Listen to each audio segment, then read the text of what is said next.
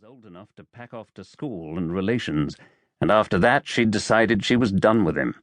She was too busy enjoying father's fortune and influence to bother with her own son. Paine had exploded into rage for a time, until he'd reached his majority at 21 and had travelled home to confront them both. No, he couldn't bear to remember that fiasco. The humiliation of that particular rejection still sent pain screaming through him. Eventually he would silence that, too. Then perhaps he'd find some peace at last. That is, if Mother would let him. He stared down at the letter, and his fingers tightened into fists. But she wouldn't. She'd poisoned his childhood, and now that Father was dead and Pierce had inherited everything, she thought to make it all go away. She'd been trying ever since the funeral, 2 years ago. When she'd mentioned his coming home, he'd asked her why it had taken his father's death for her to allow it. He'd expected a litany of patently false excuses, but she'd only said that the past was the past. She wanted to start anew with him. He snorted. Of course she did. It was the only way to get her hands on more of Father's money than what had been left to her. Well, to hell with her. She may have decided she wanted to play the role of mother again, but he no longer wanted to play her son.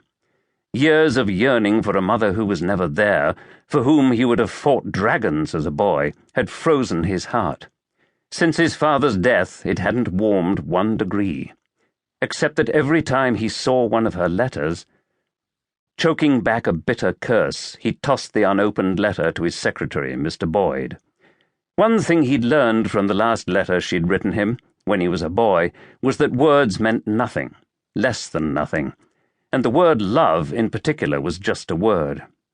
"Put that with the others," he told Boyd. "Yes, my lord." There was no hint of condemnation, no hint of reproach in the man's voice. Good man, Boyd. He knew better. Yet Pierce felt the same twinge of guilt as always. Damn it, he had done right by his mother, for all that she had never done right by him. Her inheritance from Father was entirely under his control. He could have deprived her if he'd wished, another man might have, but instead he'd set her up in the estate's dower house with plenty of servants and enough pin money to make her comfortable. Not enough to live extravagantly, he couldn't bring himself to give her that, but enough that she couldn't accuse him of neglect. He'd even hired a companion for her, who by all accounts had proved perfect for the position. Not that he would know for himself, since he'd never seen the indomitable Mrs. Camilla Stuart in action, never seen her with his mother. He never saw Mother at all. He'd laid down the law from the first. She was free to roam Montcliff, his estate in Hertfordshire, as she pleased when he wasn't in residence, but when he was there to take care of estate affairs, she was to stay at the dower house and well away from him. So far she'd held to that agreement. But the letters came anyway, 1 a week, as they had ever since Father's death. 2 years of letters piled in a box now overflowing, all unopened. Because why should he read hers when she'd never answered a single one of his as a boy? Besides, they were probably filled with wheedling requests for more money now that he held the purse strings. He wouldn't give in to those, damn it.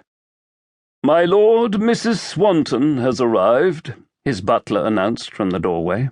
The words jerked him from his oppressive thoughts. "You may send her in." Boyd slid a document onto Pierce's desk, then left, passing Mrs. Swanton as he went out. The door closed behind him, leaving Pierce alone with his current mistress. Blonde and blue-eyed, Eugenia Swanton had the elegant features of a fine lady and the eloquent body of a fine whore. The combination had made her one of the most sought-after mistresses in London, despite her humble beginnings as a rag-mannered chit from Spitalfields. When he'd snagged her 3 years ago, it had been quite a coup, since she'd had dukes and princes vying for her favours. But the triumph had paled somewhat in recent months. Even she hadn't been able to calm his restlessness. And now she was scanning him with a practised eye, clearly taking note of his elaborate evening attire as her smile showed her appreciation. Slowly, sensually, she drew off her gloves in a maneuver that signalled she was eager to do whatever he wished. Last year, that would have had him bending her over his desk and taking her in a most lascivious manner.